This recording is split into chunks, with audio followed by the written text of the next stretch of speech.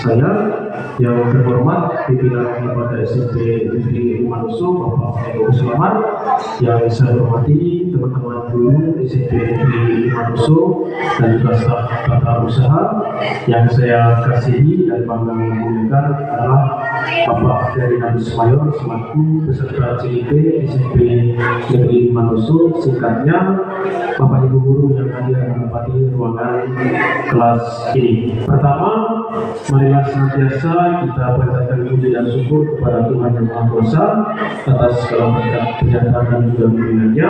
Kita semua masih diberikan kesempatan dan semangat untuk mengikuti rangkaian kegiatan yang akan dibawakan oleh Bapak Ferry Habis Mayor selaku CPP dari SMP Negeri 5 Nusuk. Dan sebelum kita memulai kegiatan kita pada siang hari ini, terlebih dahulu kita memulainya dengan doa. Untuk membawa kita dalam doa, saya minta siang dari Bapak Yogi Alfred Natal untuk membawa kita dalam suasana dengan doa.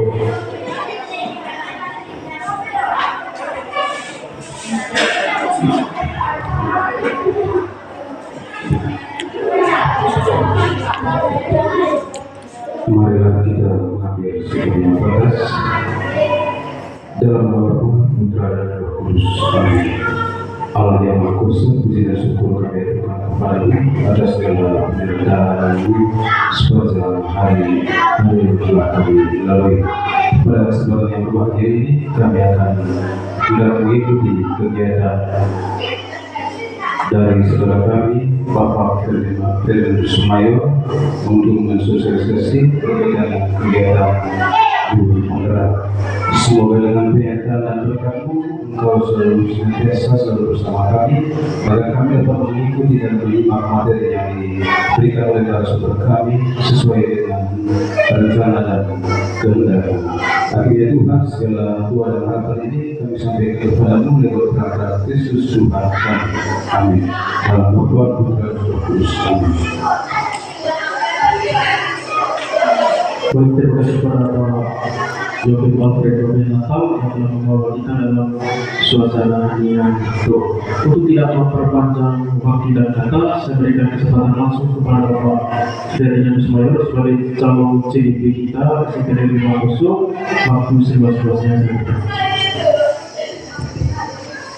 Ya, baik. Terima kasih kepada Bapak Ibu guru yang masih berkenan bersama saya dalam kegiatan aksi nyata dari modul 1.4 yang berkaitan dengan budaya positif, di mana kegiatan ini merupakan pengimbasan dari tugas kami di program guru penggerak angkatan 9, di mana nanti kita akan mengimbas ke sekolah atau ke peserta didik kita. Jadi dalam aksi nyata yang saya lakukan di modul 1.4 ini, yaitu mengenai budaya positif.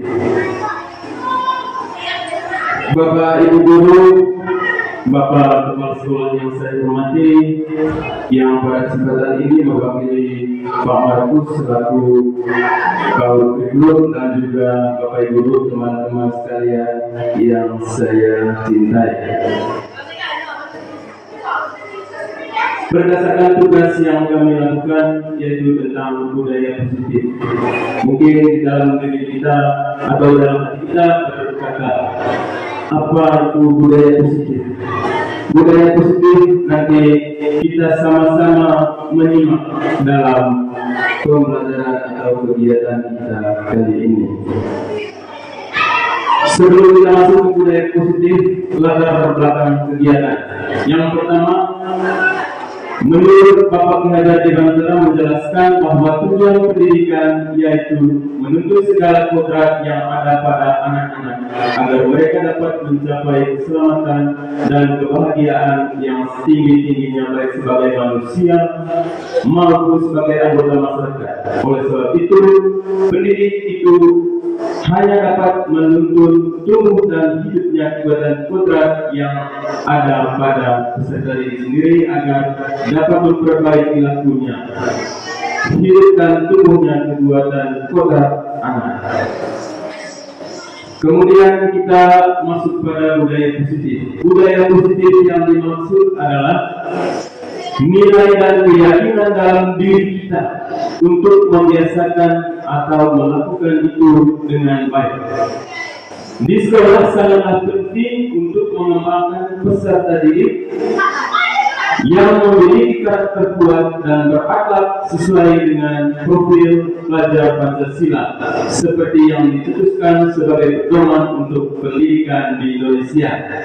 Budaya positif dapat dibangun dengan syarat sekolah perlu menyediakan lingkungan yang positif, aman dan nyaman agar peserta didik mampu berpikir, bertindak dan mencipta secara merdeka, mandiri dan bertanggung jawab. Salah satu strategi yang perlu ditinjau ulang dalam budaya kita yang ada di SMP ini tentang penerapan disiplin yang selama ini kita jalankan di sekolah.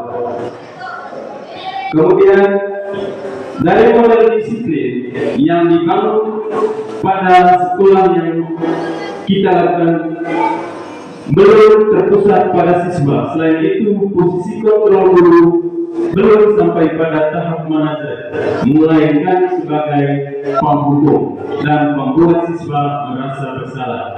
Sebagai pendidik, tujuan kita adalah menciptakan siswa yang memiliki disiplin diri sehingga mereka bisa berperilaku dengan mengacu pada nilai-nilai kebajikan universal yang memiliki motivasi internal. Kemudian siswa yang memiliki disiplin diri berarti mampu bertanggung jawab terhadap apa yang dilakukannya. Bagaimana peran kita sebagai pendidik dapat menumbuhkan disiplin diri pada diri siswa sehingga siswa mampu mengali potensinya menuju kepada sebuah tujuan.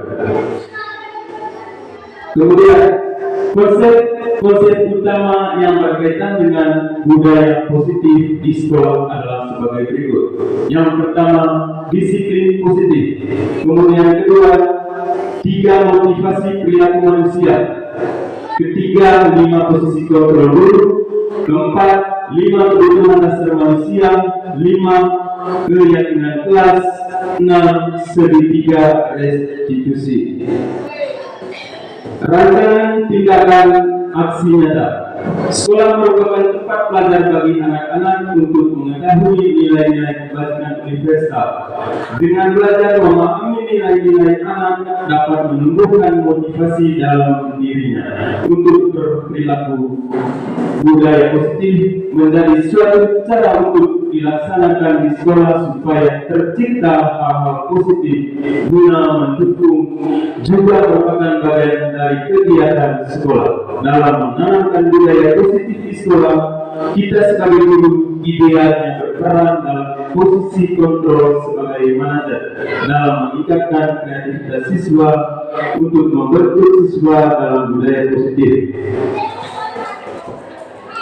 Kemudian ada pun tujuan dari kegiatan budaya positif ini. Yang pertama, terwujudnya visi sekolah melalui penerapan budaya positif.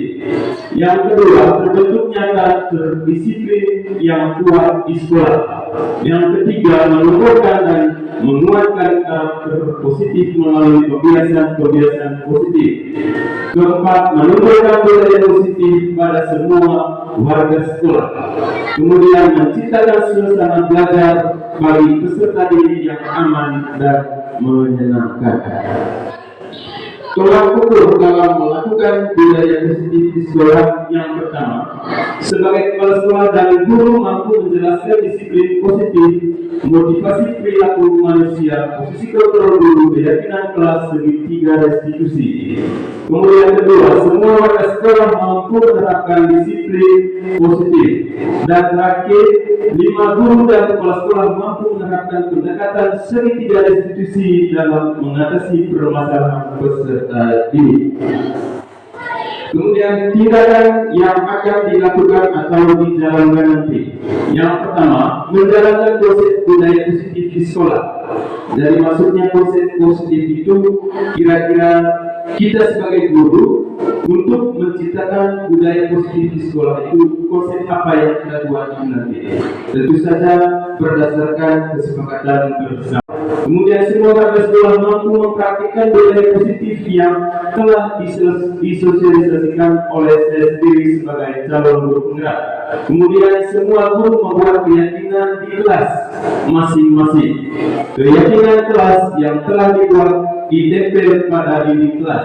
Kemudian menggunakan segitiga restitusi dalam menghadapi masalah dari peserta didik. Kemudian selanjutnya untuk mengetahui pembebasan dari apa yang kami lakukan dalam kegiatan aksi nyata ini. Jadi yang pertama tadi ada 5 posisi kontrol dari seorang guru.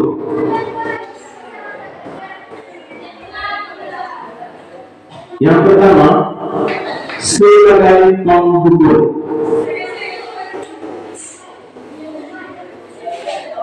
Sebagai penghubung kita sudah dengarkan bersama tadi, ada 5 posisi kontrol yang kita lakukan atau kita jalankan untuk peserta didik.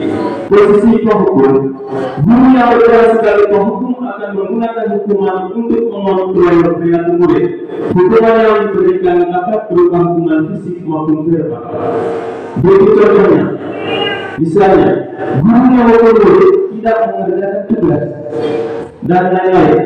Kemudian terakhir ada kata-kata yang dimaksud ini kata-kata ketika guru memberikan kontrol sebagai penghubung. Misalnya siswa datang terlambat sekolah, apa yang dia katakan? Terlambat lagi, pasti terlambat lagi, selalu datang terlambat. Kapan bisa datang tepat waktu? Itu posisi kontrol dari seorang guru yang menggunakan posisi kontrol sebagai penghubung. Kemudian yang kedua, posisi kontrol membuat siswa merasa bersalah, di mana guru yang berperan sebagai pembuat merasa bersalah akan membuat murid merasa bersalah atas kesalahannya. Guru dapat melakukan hal ini dengan cara memberikan nasihat atau dengan membuat murid merenungkan kesalahannya. Sebagai contoh, guru berkata kepada murid yang tidak mengerjakan tugas, apakah kamu tahu bahwa kamu telah mengecewakan orang tua dan gurumu? Kemudian yang kedua, guru meminta murid yang menyontek saat ulangan untuk menulis surat permintaan maaf kepada orang tua dan gurunya. Kemudian guru meminta murid yang berkelahi dengan temannya untuk menuliskan perlindungan tentang akibat dari perbuatannya. Itu posisi kontrol dan seorang guru membuat merasa bersalah terhadap siswa. Jadi di sini kita akan saling koreksi diri. Kira-kira posisi kontrol yang selama ini saya lakukan terhadap siswa itu kira-kira di mana nanti. Dan yang dipakai untuk kedepannya kira-kira posisi kontrol sebagai apa. Kemudian posisi kontrol ketiga sebagai teman, di mana guru berperan sebagai teman akan memperlakukan murid seperti teman sebaya.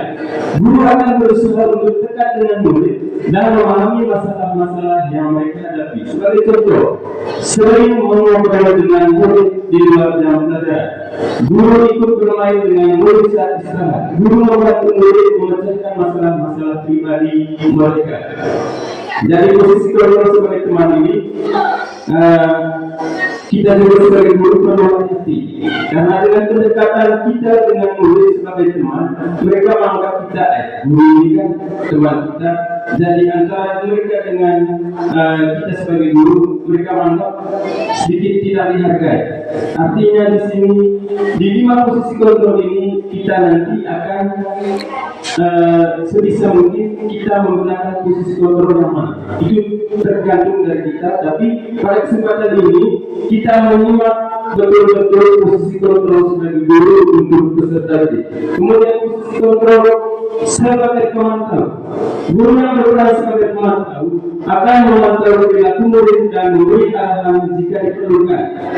Guru akan berusaha untuk memastikan bahwa murid mengikuti aturan dan norma yang berlaku di sekolah. Sebagai contoh, guru berkeliling kelas saat pelajaran berlangsung untuk memastikan bahwa murid memperhatikan atau tidak. Kemudian guru nomor 2 murid yang berbicara saat pelajaran berlangsung. Itu posisi kontrol sebagai pemantau. Kemudian posisi kontrol sebagai manajer. Guru yang berperan sebagai manajer akan mengelola kelas dengan cara yang efektif dan efisien. Guru akan menciptakan lingkungan belajar yang bersih dan memotivasi murid untuk belajar. Sebagai contoh, guru menyusun rencana pembelajaran yang jelas dan terarah. Kemudian guru menggunakan metode pembelajaran yang bervariasi dan sesuai dengan kebutuhan murid. Guru memberikan balik yang positif dan yang instruktif kepada murid. Nah, Bapak Ibu guru yang saya hormati, dari kelima posisi kontrol yang kami telah pelajari selama kegiatan pendidikan guru penggerak ini, saya mengajak kita semua di sekolah ini supaya kita sama-sama merefleksi kembali posisi kontrol kita selama ini, yang mana yang baiknya nanti kita akan mengikuti posisi kontrol itu ke depannya. Jadi di sini saya mengajak kita supaya sebaliknya kita sebagai guru yang ada di SMP Negeri 5 Doso ini, kita menggunakan posisi kontrol, pemantau dan manajer. Karena di mana posisi kontrol yang paling baik digunakan oleh guru adalah posisi kontrol pemantau, di mana pemantau ini akan membantu guru untuk memastikan bahwa murid mengikuti aturan dan norma yang berlaku di sekolah atau tidak. Kemudian posisi kontrol sebagai manajer akan membantu guru untuk menciptakan lingkungan belajar yang kondusif dan termotivasi murid untuk belajar. Kemudian guru perlu fleksibel dalam menggunakan posisi kontrol yang berbeda-beda. Bila posisi kontrol yang terbaik digunakan adalah posisi kontrol yang dapat memantau guru dan mencapai tujuan pembelajaran dan mengontrol perilaku murid secara efektif dan efisien. Kemudian berikut adalah kebutuhan dalam kebutuhan dasar manusia. Yang pertama, kebutuhan dasar atau fisiologi, kebutuhan akan rasa aman, kebutuhan sosial, kebutuhan mendapatkan penghargaan, maksud penghargaan bagi kemudian berikut kebutuhan untuk mengaktualisasi diri. Jadi dalam hal ini saya jelaskan maksud dari kebutuhan yang dilakukan oleh seorang manusia atau peserta didik. Ada alasannya terkait dengan posisi kontrol kita. Jadi misalnya ketika kita melakukan kontrol tentang apa tadi, tentu saja alasan yang dia butuhkan atau yang dia buat itu berdasarkan kebutuhan dari peserta didik itu sendiri. Jadi untuk mengetahui nanti teman-teman dulu bisa meminta filenya. Kemudian berikut keyakinan kelas. Jadi tujuan dari keyakinan kelas ini supaya memudahkan guru untuk melakukan posisi kontrol dalam segitiga restitusi. Segitiga restitusi apabila kita jalankan dengan baik, maka pada titik akhirnya kita melakukan atau menanyakan tentang keyakinan kelas yang sudah dibuat. Misalnya salah satu contoh, siswa tertekan di dalam ruangan kelas. Ketika kita melakukan kesepakatan atau keyakinan kelas di dalam kelas, berarti posisi kontrol yang kita tanyakan adalah bahwa kita bertanya kepada siswa, coba ulang keyakinan kelas yang kita buat. Misalnya dalam kelas, berarti posisi kontrol yang kita tanyakan adalah bahwa kita bertanya kepada siswa, coba ulang keyakinan kelas yang kita buat. Misalnya tidak boleh bertengkar di dalam kelas atau sekolah. Berarti di situ siswa pasti akan merasa, oh bahwa saya cuma memberikan kesepakatan akan bertanggung jawab menjaga kebersihan. Jadi Bapak Ibu yang saya hormati, Mungkin ini bisa saja sekilas pemaparan materi berkaitan dengan aksi nyata dalam kegiatan budaya positif. Harapannya supaya kedepannya kita sama-sama menerapkan budaya positif ini dalam kelas dan juga di dalam lingkungan sekolah kita SMP Negeri 5 Manado. Demikian yang dapat saya sampaikan atas perhatian kita semua.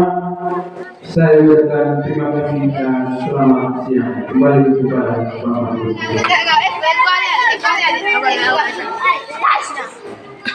Baik, terima kasih kepada Pak Ferry Summayor selaku pimpinan dari Dewan Usul yang sangat penuh dengan motivasi yang tinggi dan juga materinya itu mulai dari pimpinan sampai pada kita semua guru diminta supaya menempatkan diri juga sebagai manajer. Nah, manajer itu dalam hal ini berarti tadi diuraikan dalam materi bagaimana supaya kita bisa menciptakan suasana belajar yang aman dan nyaman. Itu yang saya pahami. Kemudian yang poin berikutnya yang disampaikan oleh Pak Ketua tadi bahwa untuk depannya karena kita di sini memakai kurikulum merdeka, maka wajib hukumnya nanti untuk Bapak Ibu wali kelas dan juga teman-teman guru yang mengajar di kelas 1 ini supaya kita buat mungkin kesepakatan kelas. Kesepakatan kelas itu dari kesepakatan kelas yang akan dilahirkan itu akan menjadi kebiasaan kita. Dari kebiasaan kita itu nanti maka akan lahir yang namanya budaya sekolah. Kalau sudah lahir budaya sekolah maka itu nanti pasti akan dipakai secara terus-menerus di sekolah. Artinya di samping ada aturan tata tertib yang ada di SMP 5, kita juga harus membuat kesepakatan-kesepakatan di dalam kelas. Saya berpikir untuk saat ini cukup sekian dulu dan saya mewakili Bapak Pimpinan menyampaikan ucapan terima kasih kepada Bapak itu dengan hadirnya Pak itu sebagai CDP, maka itu juga akan membawa dampak tersendiri juga bagi pribadi kita masing-masing dalam meningkatkan mutu pendidikan di SMP Negeri 5 Manado ini. Dan akhirnya saya mewakili Bapak Pimpinan menyampaikan ucapan terima kasih kepada Pak itu dan juga Bapak Ibu guru, dan saya pun menutup kegiatan sosialisasi ini dalam aksi nyata dari Bapak Ferry Summayor secara resmi. Sebelum kita pulang, kita tutup lagi dengan doa untuk